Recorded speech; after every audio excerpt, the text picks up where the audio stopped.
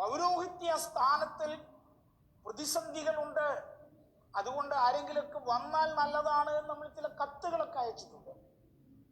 മാർത്തോമ 5-ാമന്റെ കാലത്ത് എഴുതിയൊരു കത്ത് അതാണ് വരാനുള്ള എൻട്രി പോയിന്റ് വിസ. വേറെ ഒരു മെത്രാപ്പോലീത്ത ഗ്രിഗോറിയോസും പിന്നെയും ഏതാനും വൈദികരും, അതിലൊരു അർമേനിയൻ വൈദികൻ ഉൾപ്പെടെ ഉണ്ടായിരുന്നു. 4-5 പേരെ കപ്പൽ കയറി ഇവിടെ വന്നു. ഇവിടെ വന്നപ്പോൾ ഡച്ച് കമ്പനിക്ക് പൈസ കൊടുത്താലേ അവരെ ഇറക്കി വിടുകയുള്ളൂ. അങ്ങനെ വന്നപ്പോഴാണ്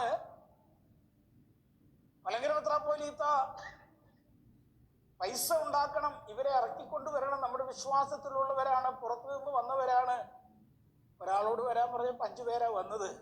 ഏതായിരുന്നാലും അവരെ സംരക്ഷിക്കണം. അങ്ങനെയാണ് ചെർളയം പള്ളിയും പുത്തങ്കാവ് പള്ളിയും നിരണം പള്ളിയും ഒക്കെ നമ്മുടെ അമ്മമാരുടെ മാലയും വളയും ഒക്കെ പണയം വെക്കുകയും വിൽക്കുകയും ചെയ്തിട്ടാണ് ഡച്ച് കമ്പനിക്ക് കപ്പൽ കൂലി കൊടുത്ത് അവരെ പുറത്തു കൊണ്ടുവന്നത് എന്നാണ് ചരിത്രം. ഇറക്കിക്കൊണ്ടു വന്നിട്ടും ഈ വരുന്നവരെ 2 ദിവസം കഴിയുമ്പോൾ അവർ രാജാക്കന്മാരാണ്.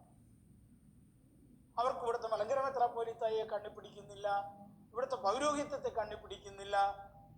അവർ നിങ്ങളുടെ പട്ടം ശരിയല്ല എന്ന് പറയുന്നു, ബഹളമുണ്ടാക്കുന്നു, എന്നാൽ തിരിച്ചു പോകത്തുമില്ല. അങ്ങനത്തെ ഒരു കാലഘട്ടം കൂടിയായിരുന്നു.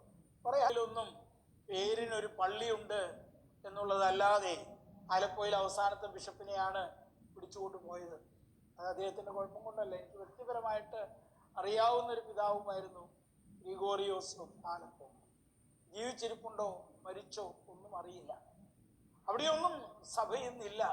എന്നാൽ ദൈവത്തിൻ്റെ കൃപ കൊണ്ട്